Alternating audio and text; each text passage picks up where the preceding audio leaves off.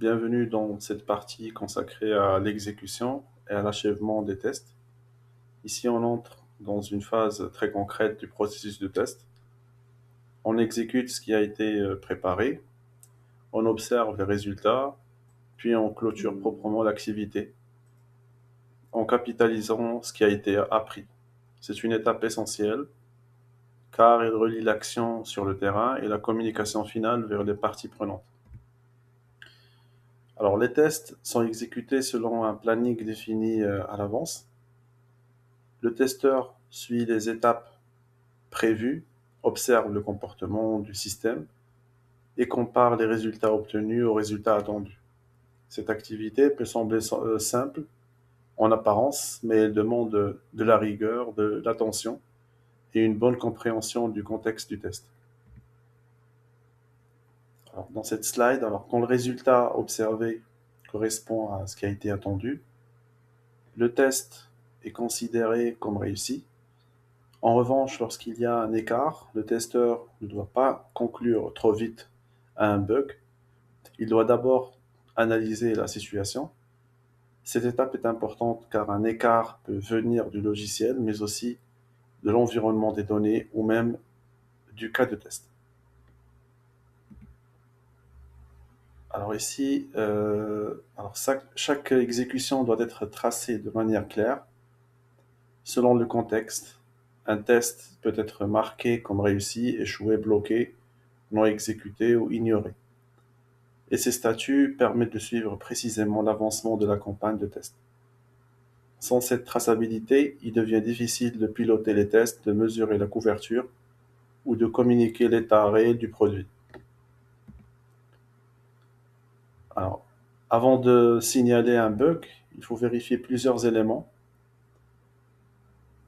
essentiels. Alors, il faut revoir les prérequis contrôlés, l'environnement, valider les données, utiliser et s'assurer que le test lui-même est cohérent.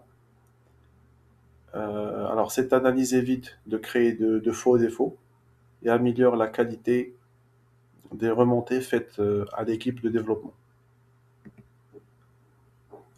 Alors, dans cette slide, on sent que cette slide elle joue un rôle de transition entre l'exécution des tests et leur clôture. Elle rappelle que tester ne consiste pas seulement à exécuter et observer, mais aussi à organiser la fin de l'activité de manière propre, utile et exploitable pour la suite.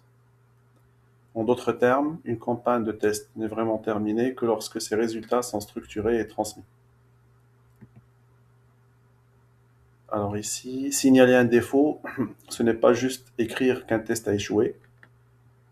Il faut d'abord confirmer l'anomalie, puis rédiger un rapport clair, utile à la reproduction et à l'analyse, donc un rapport avec des chiffres clés. Un bon rapport de défaut aide directement l'équipe à développer, de développement à comprendre le problème, à le corriger plus vite et à éviter les malentendus.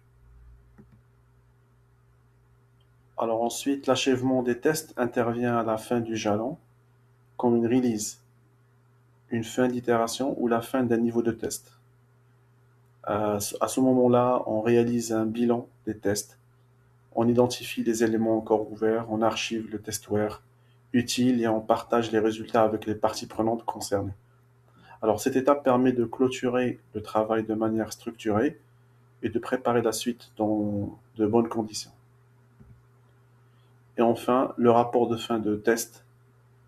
Alors j'ai mis tous les éléments nécessaires sur la slide.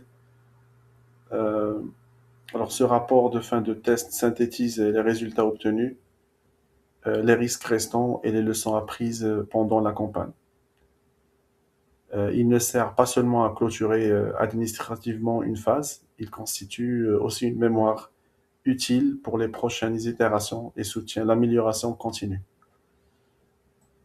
Sans rapport structuré, une équipe risque de répéter les mêmes erreurs et de perdre une partie précieuse de son expérience projet.